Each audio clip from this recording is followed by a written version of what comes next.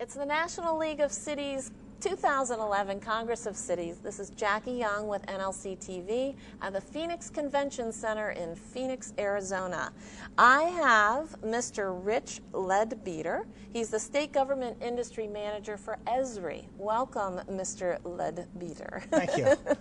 I have to get your name right. Yes. I understand you've got some really interesting things going on at Esri. Can you tell us what Esri is, and what you're about? Esri fundamentally is a software company. We specialize in geographic abilities in the software, GIS, Geographic Information Systems. And it's exactly what it says. We take information by nature, occurs in a place, happens somewhere on the earth. And we find that geography is the ultimate index on placing that data and making it more relatable to each other, discrete pieces of information, but they're happening in a place on the earth. Thus, they're related to each other. But humans are very oriented graphically, but geographically as well. So putting it on a map, having that available, having the geography available as an extra analysis factor makes it more understandable to the human environment. And when you are approaching cities and municipalities, how's the conversation start? Typically, GIS software is present in the city already, so it's a very easy conversation. It either occurs in the public works, maybe property assessments, maybe in water resources. It's somewhere, but cities usually think of GIS as where it is today. Part of my role is to expand their understanding of GIS in general, but to get them to think geographically. In a great sense, I'm selling geography. How do you use it? I'll always ask the question, where? Where is my constituent? Where's the problem? Where's that pothole?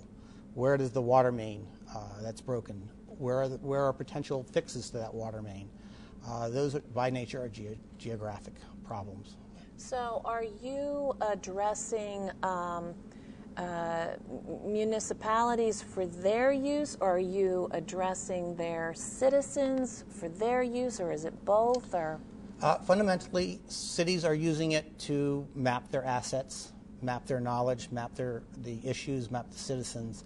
But in the ease of today's technology, citizens are actually taking the software also, looking at their data. It's very easy to go to the web, find a map, get directions. The expectation now is growing. I want to find a map, but I want the transportation route to be on that map. I want to be able to ask more questions, more in-depth questions. So fundamentally, historically, for 35 years, Esri has been selling GIS software to cities on a very regular basis, very successfully. Some of the trends we are seeing is the growing expectation of more information. How do I relate that information to what's meaningful to me and my questions and what I want from the city and how I'm going to engage the city. And what about businesses in the cities? Again, they typically use it. As example, companies will use it to cite their locations. I need this kind of demographic and I want that kind of exposure to a street with so much traffic volume. On a very regular basis, companies use GIS software to figure that out. I'm a store and I like this kind of demographic and that kind of age group and this kind of lifestyle. And through GIS software, you're able to consolidate the very large matrix of the kinds of data that they need to understand their business and understand the jurisdiction that they may put a store in and make it successful.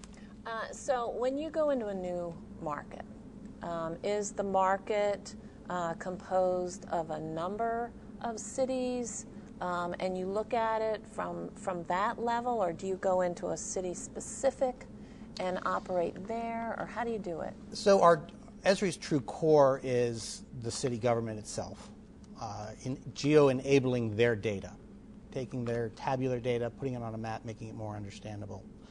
That's been our bread and butter for a long time. We have a long history there. We understand government, the process, how they can look at their data differently, mine through their data more effectively if it's tied to geography. So when we talk about a regional market, no, we're looking at individual customers. We sell software, and we stay true to that. We do some consulting. We have a very robust business network, business partner network, that helps facilitate some of that. So fundamentally, we are a software company first. And you mentioned that you've been around for how long? 35 years. We're a privately held company located. Headquarters is in Southern California, in a city called Redlands. So we're very. While we are a large company, one could consider us a large company. We're very much agile and small when it comes to our customer care. What's your biggest challenge right now? The biggest challenge is doing nothing, staying with status quo, working through the problems with antiquated technology, antiquated data, doing what you think is due diligence through data, and not taking that new edge, not looking at your data differently, relating in other pieces of data that you may not have considered in the past. Fundamentally, it's understanding the power of geography. As I said in the beginning, you could consider that I sell geography. I want elected officials, city managers, public work officials to understand their situation, their business, with a geographic eye. The whole new level of understanding comes out that way. And what's the response you're getting, like when you talk to, like say, a brand new city you've never talked to them before? Usually very positive. They understand that if they've called me in to talk to them, they understand that they have some problems that they want to fix. And getting them to see their data on a map is usually compelling in itself. Everybody loves a map. Yeah, I do. They explain a lot. They explain way more than a spreadsheet. What's your favorite story of a city you've talked to? Favorite story has to do around volunteerism. I'm seeing that as a very new trend that I don't think people are appreciating yet. How do I engage my citizens? One, because they want to be engaged. The new technologies, you have to remember that with the cell phone technologies being everywhere now, people have a typewriter in their pocket. They can correspond with you. They can send you a picture. They can send you a text. They tweet on their own.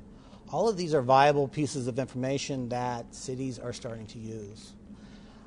My favorite example probably stems around the city of Boston.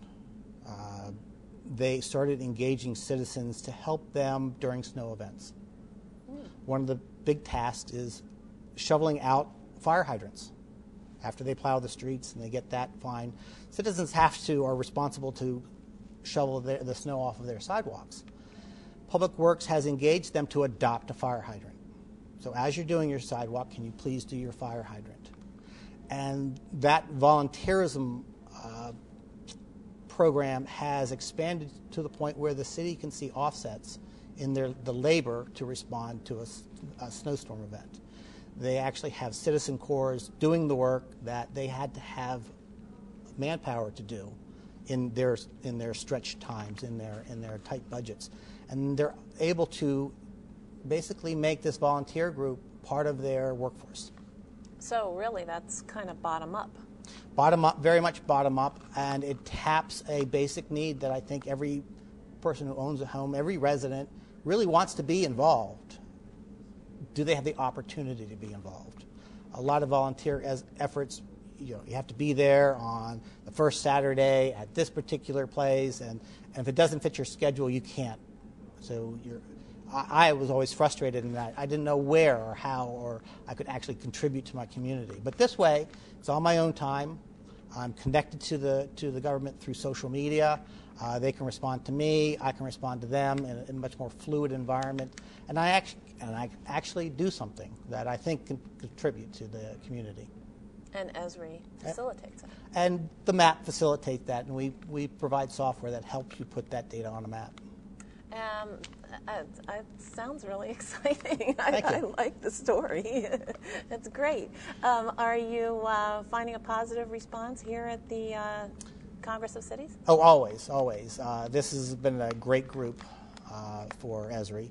I've been covering the league for 14 years now. It's a fantastic group to work with. The audience is fantastic. I love working the show floor. You get such unique questions, information. I saw this somewhere. What can you tell me about this? Well, that's great. We really appreciate you coming by, and certainly wish you a lot of success. Thank you. Thanks.